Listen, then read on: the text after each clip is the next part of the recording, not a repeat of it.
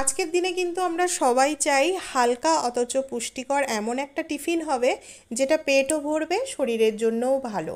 তেমন একটা tiffin recipe আজকে শেয়ার করব, ডালিয়ার উপমা। দেখো, আশা করি ভালো লাগবে। 1 বাটি পরিমাণ ডালিয়াকে আমি শুকনো কড়াইতে ভালো করে নাড়িয়ে চাড়িয়ে একটুখানি ভেজে নেব। মানে একেবারে লাল লাল করে ভাজবো না, কাঁচা গন্ধটা চলে যাওয়া পর্যন্ত ভাজবো। আর তারপরে সেটাকে একটা নেটের মধ্যে ধুয়ে আমি রেখে দেবো। কিছু সবজি আমি যেটা উপমার মধ্যে যোগ করব সেগুলো ভালো করে কুচি কুচি করে নিচ্ছি একটা হ্যান্ড চপারের সাহায্যে। তো আমি এখানে গাজর নিয়েছি আর ক্যাপসিকাম নিয়েছি, বেশি কিছু নিইনি। তো যার যেমন পছন্দ সে কিন্তু আরও অনেক অনেক সবজি এখানে যোগ করতে পারে। আর তার সঙ্গে আমি একটা গোটা পেঁয়াজকে আরও কুচি কুচি করে নেব।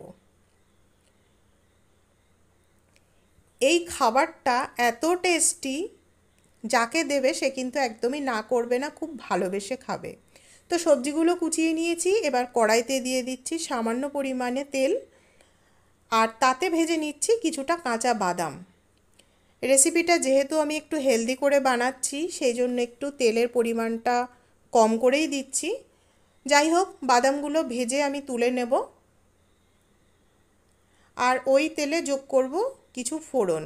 তো এখানে আমি সামান্য পরিমাণে জিরে আর অল্প একটুখানি সর্ষে দিয়েছি। কেউ চাইলে কিন্তু শুকনো লঙ্কা দিতে পারে। বাচ্চাদের কথা ভেবে আমি আর দিলাম না শুকনো লঙ্কা। সামান্য একটু হলুদ দিলাম যাতে না ছিটকায়।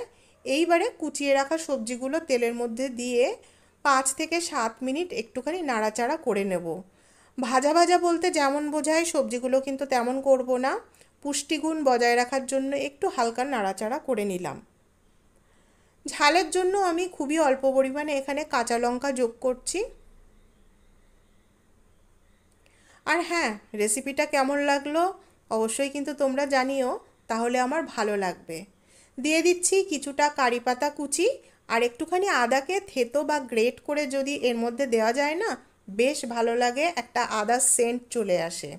পরিমাণ মতো নুন আর একটুখানি চিনি দিয়ে নাড়িয়ে চাড়িয়ে ভাজা ডালিয়াগুলো যেগুলো ধুয়ে রেখেছিলাম সেগুলো সবজির সঙ্গে নাড়িয়ে চাড়িয়ে নেব। এইবারে দিয়ে দিচ্ছি পরিমাণ মতো জল, তবে খুব বেশি জল এখানে যোগ করব না, তাহলে কিন্তু ডালিয়ার খিচুড়ি হয়ে যাবে, উপমা আর হবে না, যেটা আমরা ঝুড়ো ঝুড়ো বানাতে চাইছি। 5-7 মিনিট পরে ফুটে উঠলে দেখবে ডালিয়ার জলটা অনেকখানি টেনে নিয়েছে। এবার একটুখানি গ্যাসের আঁচটা কমিয়ে দিয়ে হালকা হাতে নাড়াচাড়া করে নেব। উপর থেকে দিয়ে দিলাম কিছু কাঁচা ধনেপাতা কুচি। নাড়িয়ে চাড়িয়ে জলটাকে ভালো করে শুকিয়ে নেব। 1 চামচ পরিমাণ ঘি ওপর থেকে ছড়িয়ে দিলাম গন্ধের জন্য। সামান্য একটুখানি কাদা কাদা জলো ভাব রেখে দেব, একেবারে শুকনো শুকনো হলে কিন্তু খাওয়া যাবে না, ডালিয়াতে জল টেনে নেয়। তো যেটুকু জল জল ভাব আছে ওটা পরে কিন্তু ঠান্ডা হলে একদম শুকনো হয়ে যাবে। তো হয়ে গেল খুব সুন্দর একটা স্বাস্থ্যকর ডালিয়ার হেলদি রেসিপি। ভাজা বাদামগুলো ওপর থেকে ছড়িয়ে দিয়ে পরিবেশন করলে বেশ কিন্তু খেতে লাগে। বাচ্চাদের টিফিনে এটা দিলে আশা করি ওদের ভালোই লাগবে।